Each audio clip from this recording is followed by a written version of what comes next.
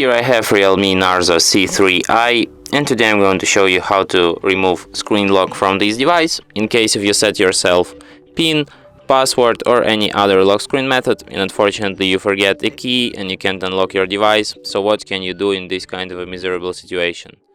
Firstly, you will have to turn your device off, and after it turns off completely, you have to hold down combination of keys, power key and volume down at the same time for a couple of seconds. After the screen turns on and you can see the small letters here saying recovery mode, you can release all keys. After that, you will enter this kind of menu. First you will have to select language, let's select English, and then you have to select option wipe data, and you have to enter verification code,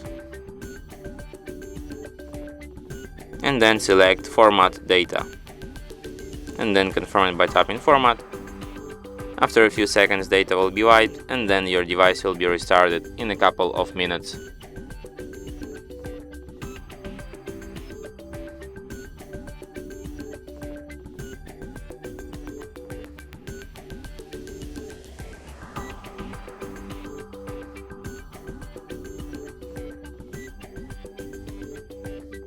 And that's it. Thanks for watching.